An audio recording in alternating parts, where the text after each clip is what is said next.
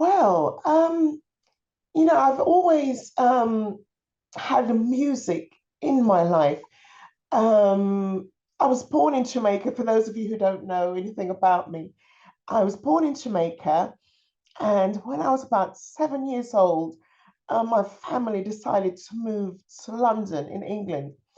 And in Jamaica, it's a very religious type of island in the Caribbean. And so I always had like religious music, church music around me. Also, Jamaica is a place that's very close to Florida.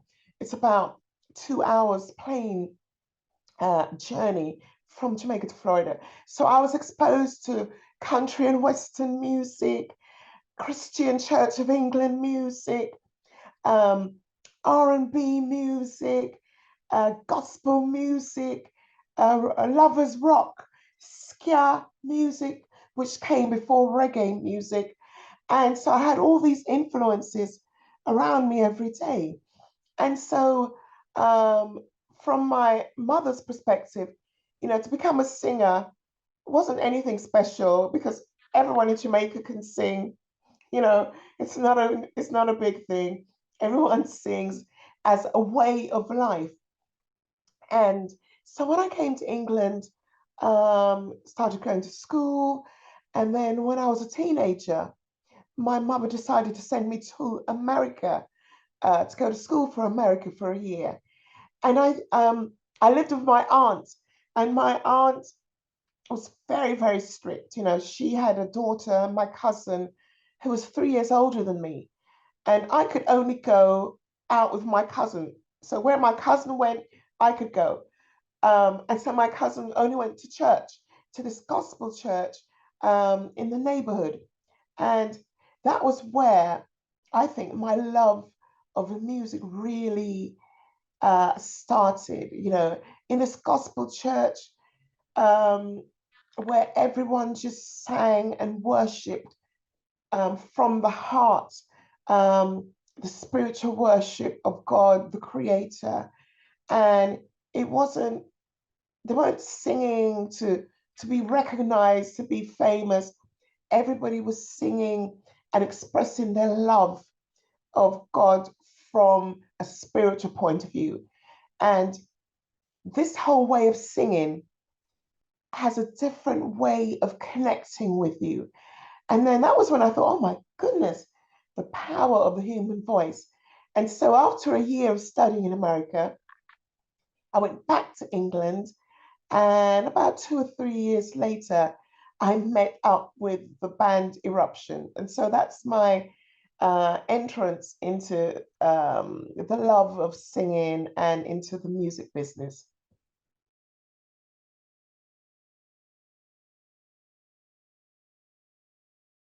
Yeah, I think, well, this was in the 70s. For those of you who don't know my history, um, this was in the mid 70s when I met the guys in the band. And, to cut a long story short, when we started getting music into the charts, I think the difference for us as musicians was that at that time, there was no internet for number one. There was no internet. There was no um, Twitter, Instagram, Facebook. And so your followers was your audience was you gained it literally by proving yourself, proving that you were worth watching, that you were worth listening to. Um, you had to gain a follower one by one at each venue. So you proved yourself by performing and showing people that it was worth them buying a ticket to come to the show. And so the difference was you had to be good at what you did. There was no help with the software that they have nowadays in the studios to tune your voice, to help you to sing in tune, to make you sound fabulous. You had to literally sound fabulous at the gig, at the show. And you had, there were so many other artists at that time. So the competition was very strong. And so you didn't want people to say, oh, I saw that band and they were so bad. No, it was a competition to be the best. So the standards were much higher. Um, and also your influences. I had a lot of influence, people, other singers who inspired me. And you'd want to, oh my gosh, Aretha Franklin sang like this.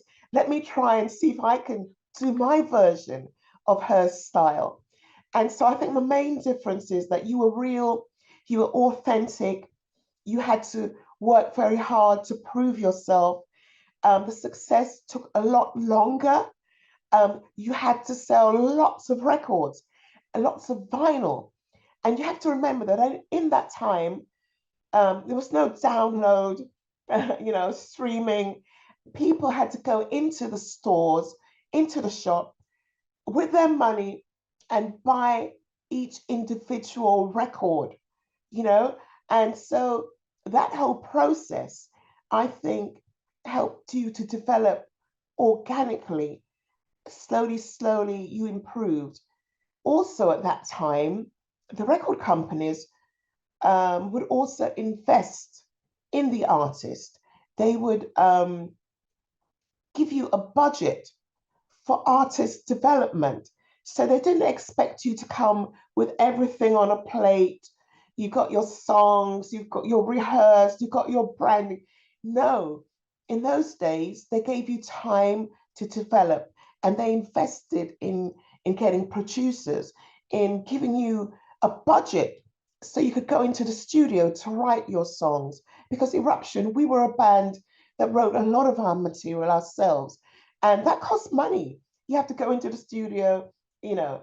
And so those are just some of the changes that I have noticed over the years from the time when I started to 2023. Yeah.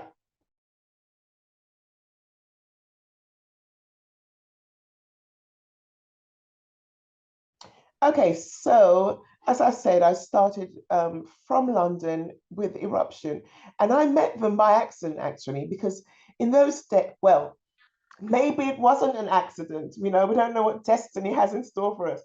But I met them through one of my good friends who I was attending an after school project, which allowed children in the local area to experience the performing arts, which meant that we could experience acting, a bit of singing, and dance. And this was funded by a local project. And and we would do this after school, once or twice a week. And the evening that we were supposed to be doing our classes, the teacher was ill, so he didn't show up. And then my friend and I, Debbie, we thought, oh my gosh, what should we do? Because if we go back home, we won't be allowed out. So Debbie suggested, oh, I have a friend in London, in Clapham Junction. This is an area of London. Let's go and listen to them. So I think we were about, how old were we? Probably about 15, 16 years old. So we went down to listen to this band and she introduced me to the guys and they were rehearsing. And at the end, the band leader, Greg, said, oh, so Debbie tells me that you guys sing at your club. Let me hear what you can sing. So we went through a list of songs and eventually we found a song that they could play and we could sing.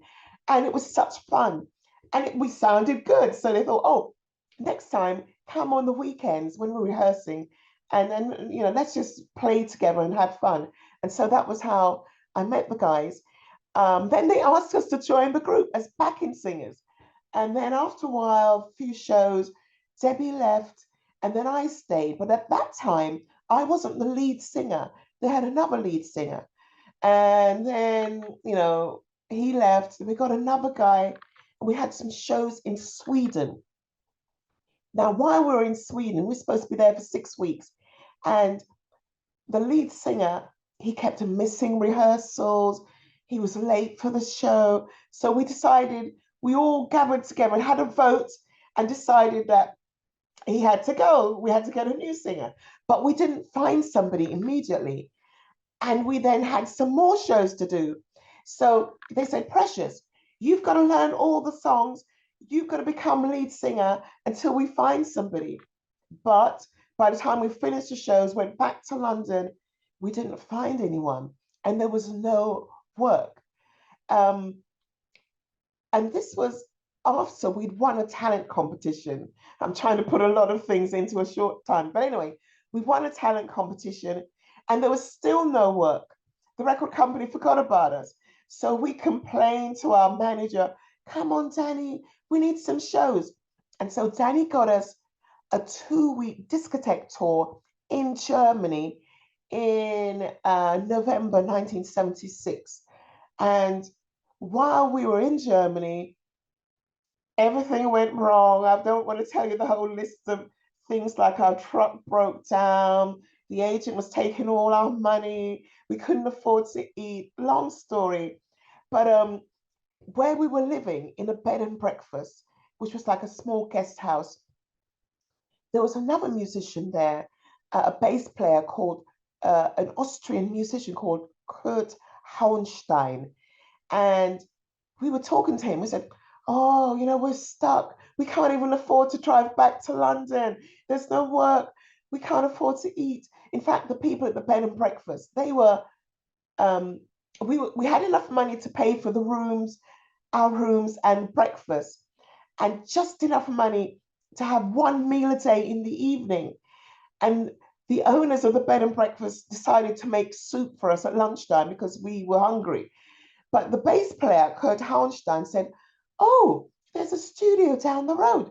So we didn't know, we couldn't speak German. So he said, studio?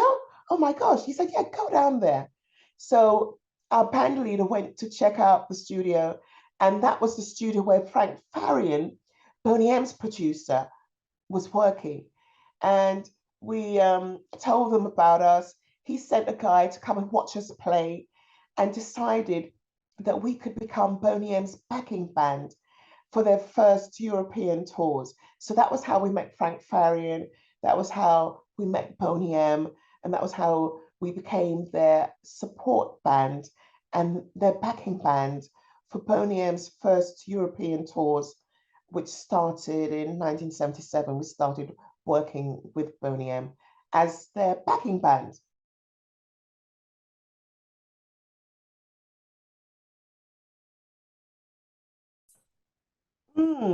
Soul singing. In my view, I mean, you've got to remember that soul music actually was a popular style of music which originated in the African American community in the US. Started in the late 50s, early 60s, and it was rooted in African American gospel music and rhythm and blues. Now, for me, soul singing um, is the ability to be able to convey emotion and feelings.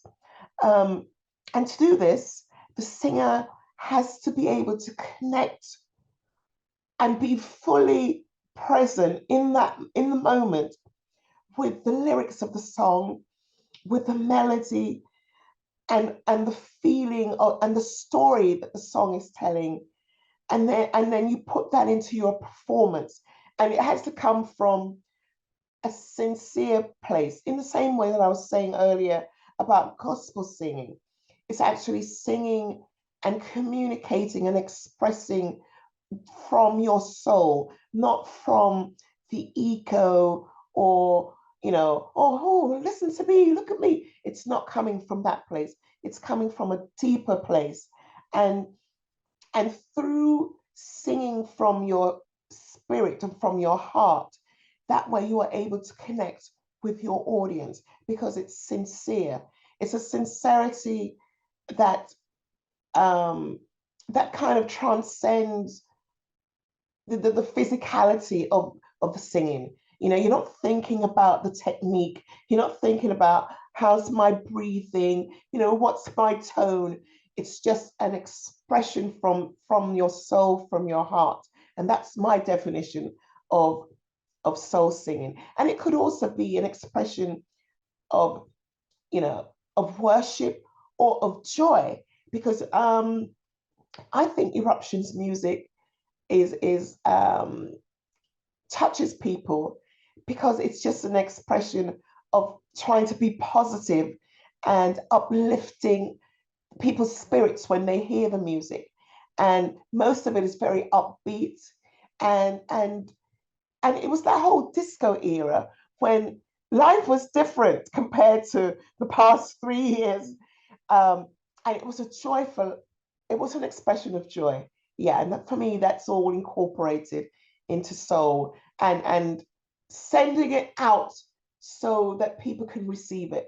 Yeah, soulful singing. That's, yeah, that's my definition.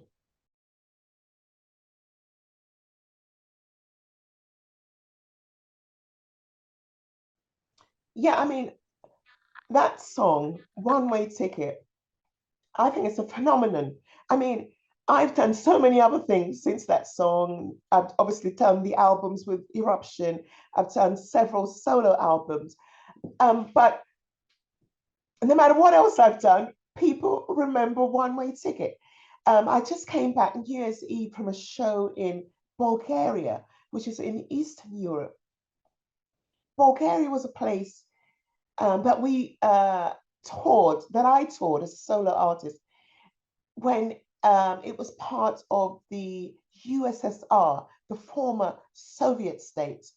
And that was a very special time because not many Western artists were allowed to perform there. And so when I did the show recently, New Year's Eve, it was like the most wonderful, nostalgic evening, like a reunion of people. Sometimes three generations were there in the audience who were all waiting for one way ticket. I mean, I've done, okay, like the soundtrack of the Michael Douglas movie, The Jewel of the Nile. But nobody wants to hear about that. They want to hear about One Way Ticket. So, One Way Ticket for me has been a gift. It was, I feel privileged to have recorded Eruption's version. But as you know, it was recorded before. I mean, when we heard it, it was a Neil Sedaka. It was a song from the late 60s. We heard a version of that version, but we wanted to do a disco version. So we rearranged the song to suit us as a band and to suit the time, the disco era. So we added a piano intro, which the original doesn't have. Um, and as you know, it begins with a humming. And we took the tempo up to a disco beat, and we added the refrain, we added the chorus of one way ticket, one way ticket. We added that. That was not on the original. So that was our original arrangement. And your artist from India who's done a version, that person has taken Eruption's original arrangements of the chorus. And from what I could hear, because when I got your the invitation for this interview, and you mentioned this artist, I thought, oh, let me go on YouTube to hear the version, their version. And so what I can hear is that they've taken Eruption's original chorus, added an improvised English section to create his rendition, his version of the song. So, because One Way Ticket is such a lovely song, so popular, I'm not surprised that they chose to do their version of our song, because there's been a number of people who've done a version, but I don't think there's been a version like Eruption's version. There's something very unique and special about the Eruption version of One Way Ticket. And so, yeah, I think it's a big compliment that our version has inspired so many other versions.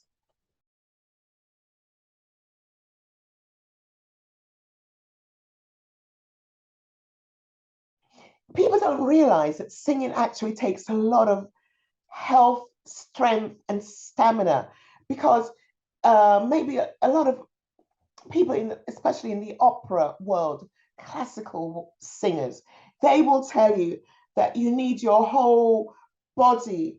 Your body is like, it's like where you live. This is where you live, and the voice is encapsulated into this vessel. I call it a vessel, like a vase you put flowers in, you know. And so, in order to fully function at your peak performance, you have to look after your health.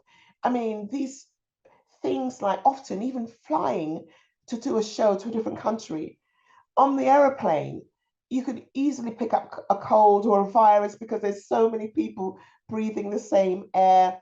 You got to keep your body strong.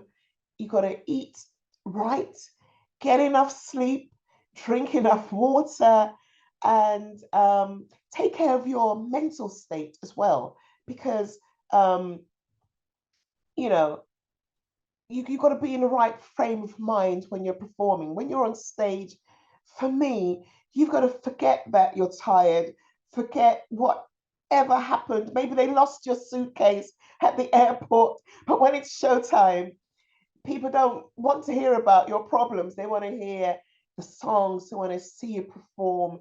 They've left their house for a reason to come to see you. Um, so I've been lucky. I've been blessed with very good health throughout my let me see, how many years have I been singing? Since professionally since 1975. And I have to say, touch wood, I have never missed a show because of ill health. So I feel blessed. But I do take care of myself. I exercise. And in fact, doing the shows keep me healthy. You know, it's like a workout, you know, it's like a cardio. Um, and I think the fact that I love what I do, it started as a hobby and it turned into a profession, into a career. And I think that also helps me um, to stay healthy and fit. But I do make sure I rest and I eat properly and get sunshine. Sunshine is one of the best healers. You know, it helps your body to, your immune system to stay strong.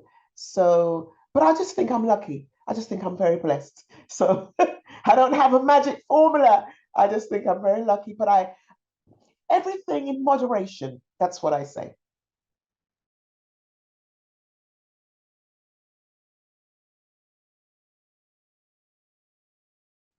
Yes, well, this is the first track because I plan to release some new music because it's been a long break, really. And and you are very right to identify that it has a little bit of the retro flavor there. And that was deliberate. So well done you. You spotted it. Yeah, because I wanted it to be like a bridge from the past to the future. And so um again, it was that's a cover version. It was originally sung by, well, so many other artists, but it was made famous by Gene Pitney and Mark Ullman. They also did a version. And it's a song that I've always loved, again, because of the melody. I love songs with good melody, like One Way Ticket, like I Can't Stand the Rain, you know, like so many other songs I've recorded. And I chose that because, first of all, I like it. I like to sing songs that I like because it makes a difference with how you perform it. You know, I mean, if you sing a song you don't like, it's not the same.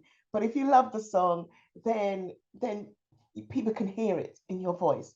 Um, and yes, the production was retro, um, but I wanted it to also be, from a production point of view, updated because I wanted to appeal to a younger audience, and I also wanted it to appeal to all my loyal fans over the decades. So that was what I came up with. Something's gotten hold of my heart.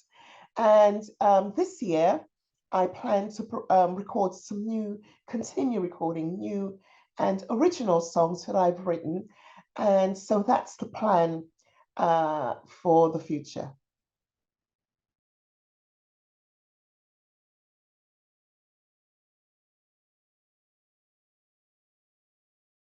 Yeah, I mean, that's very true. I mean, every decade has a distinct sound, a distinct style of singing, of rhythms, of beats, distinct style of the instruments, how the instruments sound, a distinct style of production. Um, so yeah, I mean, obviously, I've been singing in the 70s, in the 80s, in the 90s, up until now, and I've noticed the changes. Um, but I think essentially as a singer, I think what helps you to stay relevant over the changing decades is really just to be yourself and just to be authentically you. I mean, in the beginning, I had a lot of inspirations from all those soul singers, so to speak, the soul singers influenced me. Like, believe it or not, like James Brown was an influence because I loved his energy and the fire in his performance. People like Marvin Gaye, his smooth, romantic, passionate, passionately could, express in his voice. I like people like Sam Cooke, which is going back into the 60s. I love Mahalia Jackson, who was a gospel singer. So all of that helped to make my sound. But what has happened, what I think singers need in terms of the changes with each decade is just to maintain and discover your own sound and find your authentic voice. Which is like, for example, which is what Aretha Franklin has. Aretha's been going since the 60s, and each of the records that she released in each decade, it still sounded like Aretha. So her vocal style remained the same, and she just changed the production around it, changed the type of songs that she selected or the types of songs that she wrote. And um, and I think that's the secret to longevity and the secret to staying relevant.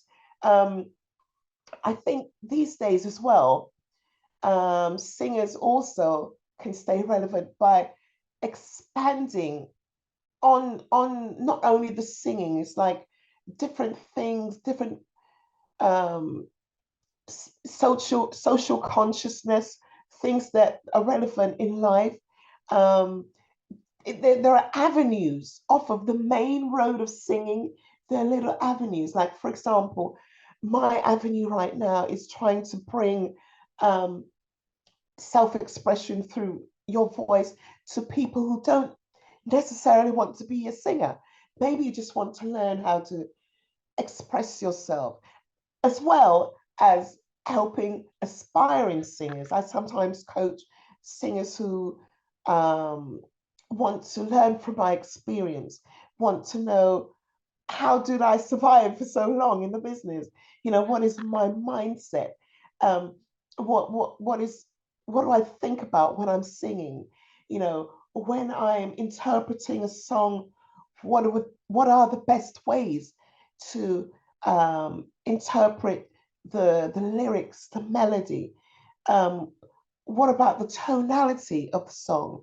You know, and so those are all the things that I have noticed that over the years, and that I've learnt from other singers, from my singers who have inspired me, and then having now established my own style, I try to share that with other people.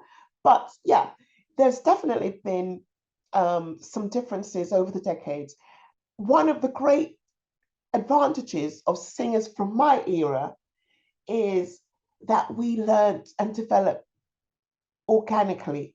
That means with every show, with every year, with every decade, we strengthen our singing styles, um, and our attitude to the business, because I think you require a certain state of mind to be able to survive the ups and downs of the business. And some people don't last because it's not easy. People think it's very glamorous. Oh, you're on television. I saw your video. Oh, it's actually quite a challenging industry. Yeah, and to be able to survive in it and to still remain relevant, it takes a certain quality. And not all the artists from the 80s, not all of them are still here, not all of them from the 90s, because the industry has changed. There was a time when record companies, as I said, would invest in you. Now they want everything to be handed to them. And also with the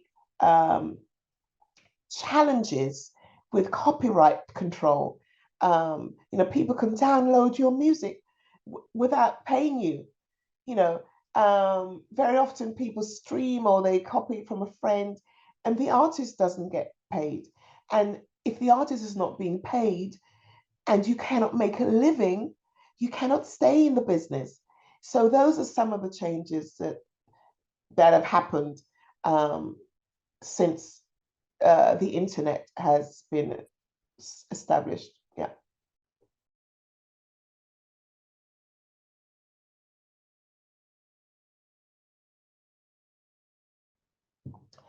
Do you know, I was in India.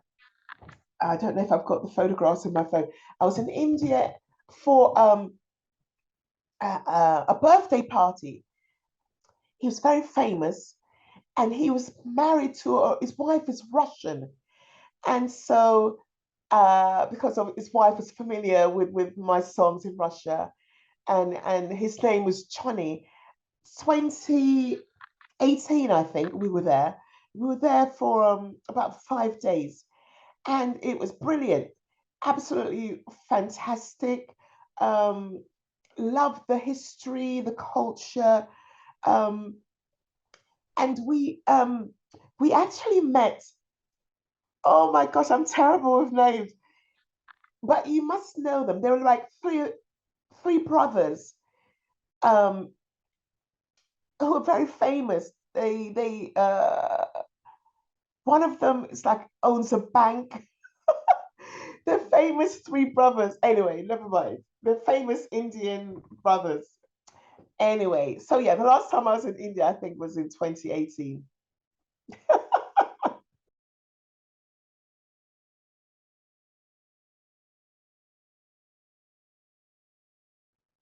Yeah, I just admire the culture so much. I love the food. Lucky in London, we have a lot of Indian restaurants. I mean, I'm not sure if it's authentic Indian food like in your country at home, but I just love all the flavors and the seasonings. It reminds me of Caribbean cooking. Pardon me. We have a lot of flavors, nicely spiced foods. Um, and a word to the Indian people, I didn't even know that anybody knew me in India in that way, in a big way. But I'd like to thank you for your support of the music. Um, and I hope to come back one day soon, now that, the world is opening up again. Um, do you know what? I actually had a tour in India in 2020, and obviously we had to cancel. Yeah, we were so sad. Um, so we're hoping to organize that again as soon as we have the dates. We'll announce it on my Instagram. But yeah, I wish you well, all the people of India for 2023, and I would like to continue making music to uplift your spirit, to add positivity to your lives.